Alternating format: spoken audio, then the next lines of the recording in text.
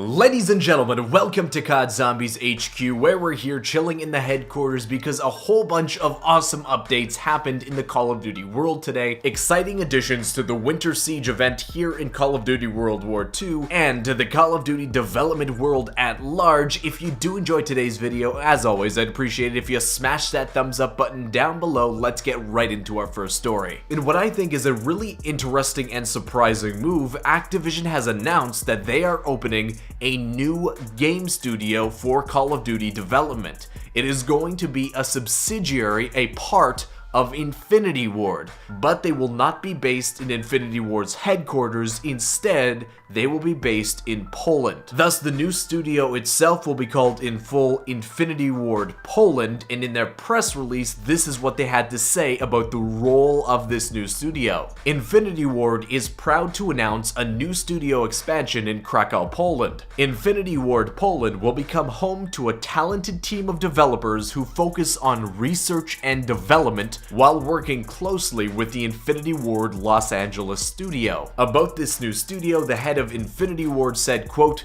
"We're building a world-class R&D studio that will tap into the creative local game development culture and talent in Poland. This expansion will further solidify our position as one of the most dedicated and accomplished teams in the industry. We look forward to great things to come." Then, in what I think is a really interesting move, they linked to Infinity Ward Poland's own Twitter account. They are separating themselves on Twitter from the regular Infinity Ward. They're saying, "We are different entities." In the description of what the task of this new studio's role is, they say it's going to be research and development working in conjunction with the main Infinity Ward studio based in Los Angeles.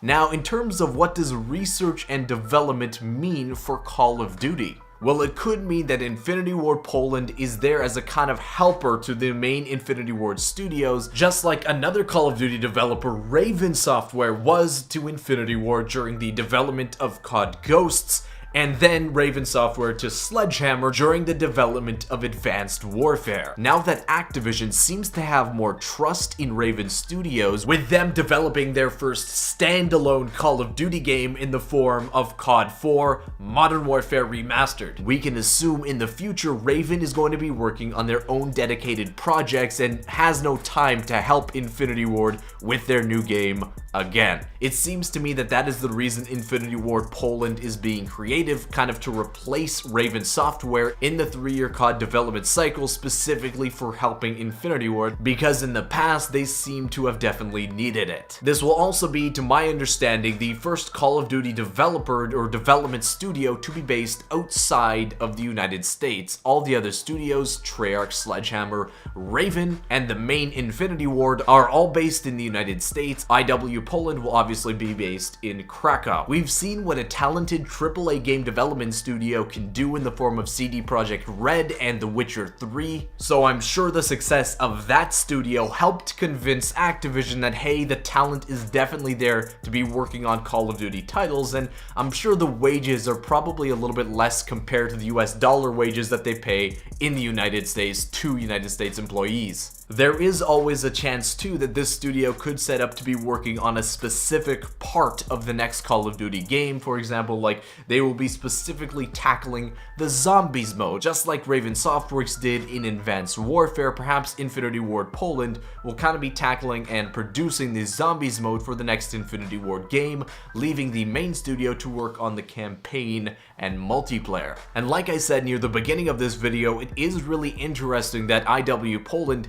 has its own Twitter account, as if to say the messages that we're going to be posting on this Twitter account will be different from the main one, kind of making me wonder, well, how will the messages being posted on IW Poland be different from Infinity Ward? Will they be working on their own project? Will they be detailing and showing off some of the innovations that they've been working on at IW Poland when it's time for the next IW game to kind of be released and information starts trickling out about it? We don't 100% know yet. And hey, with it being tasked as a research and development studio, kind of implying that they're there to help with the development of the game, as we talked about earlier, but also to pour creative new ideas into the development of Call of Duty. we've seen for the first time that COD is interested in creating a battle royale-like game mode in Call of Duty, with a Call of Duty BR mode being implemented to Call of Duty Online, which is a Chinese exclusive Call of Duty developed by Raven Software. So perhaps this new studio might be focused and dedicated towards innovating and making a fully completed and fleshed out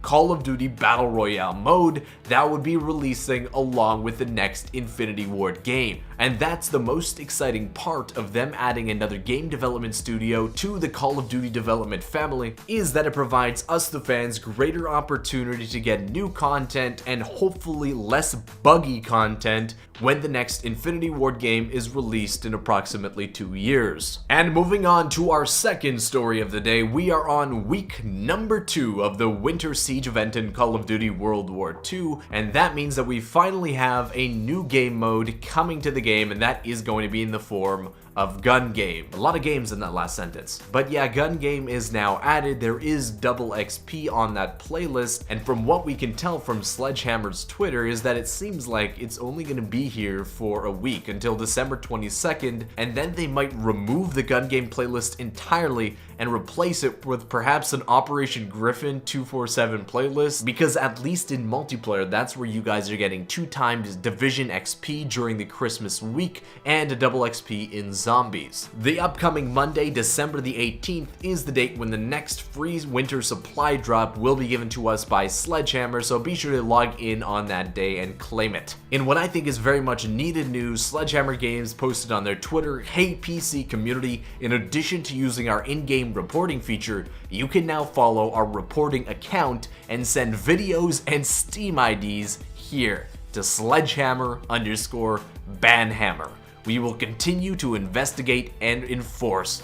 Thank you." So if you encounter some hackers and cheaters on PC, of which they seem to be pretty darn rampant. I play and enjoy COD mostly on PC, and they seem to be pretty much in everywhere. Every maybe third game you're going to encounter a hacker. Well, now Sledgehammer recommends, in addition to the in-game reporting feature, if you're recording video, you can record the hacker and then take a look at their Steam profile by going into the social tab and recent players after the game. You send that to the Sledgehammer Banhammer account over on Twitter, and hopefully they'll take care of them cheaters. And I wanted to round off today's show with 2 other tidbits of Zombies news. The first one is the Zombies Rewind for 2017, produced by GregFPS, was released today. I know Zombies is in a really down period right now, but if you want to look back over the last year, if you're fans of Infinite Warfare and want to reminisce, or if you remember the hype and kind of mystery and everything surrounding the release of DLC 5, he perfectly, I think, encapsulated what the community was like during that time.